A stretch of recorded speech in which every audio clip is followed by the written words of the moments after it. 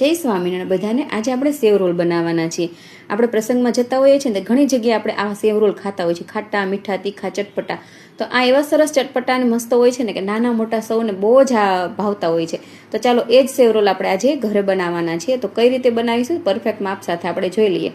તો અહીં એક વાટકો મેં ચોખાના પૌવા લીધા છે, તેને સરસ રીતે 4 થી 5 પાણી આપણે સાફ કરી લેવાના છે અને ત્યારબાદ આપણે ઢાંકીને 5 મિનિટ માટે મૂકી દઈશું। અને 7 થી 8 નંગ મેં અહીં બાફેલા બટેટા લીધા છે।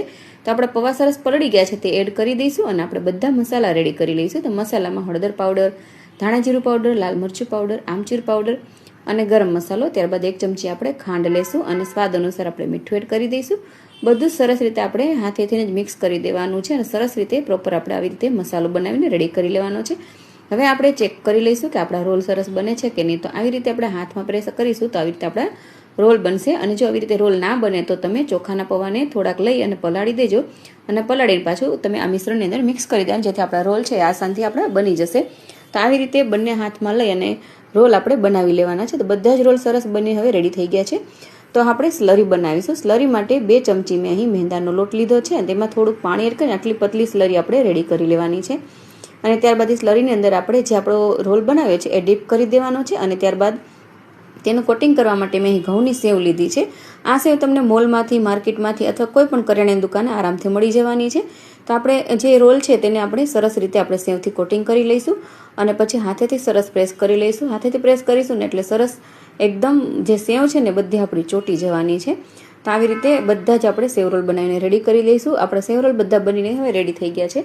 તો અહીં તેલ પણ ગરમ કરવા માટે મૂકી દીધું છે। આ સરસ આપણું તેલ ગરમ થઈ ગયું છે।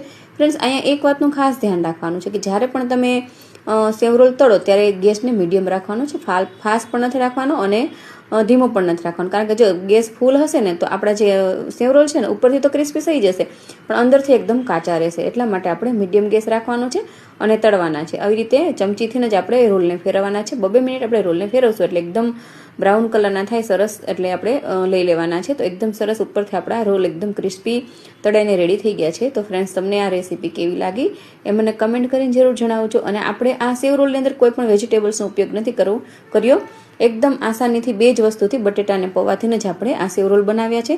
તો ફ્રેન્ડ્સ, તમને જો આ મારી રેસીપી ગમી હોય તો મારી આ ચેનલને લાઇક કરજો, શેર કરજો અને સબસ્ક્રાઇબ કરજો અને હા, ઓલ બટન દબાવવાનું ના ભૂલતા, જેથી તમને મારા આગળના બધા જ વિડીયોની નોટિફિકેશન મળતી રહે। આવી જ નવી વાનગીઓ સાથે આપણે ફરીથી મળીશું। જય સ્વામિનારાયણ, જય શ્રી કૃષ્ણ, થેન્ક યુ।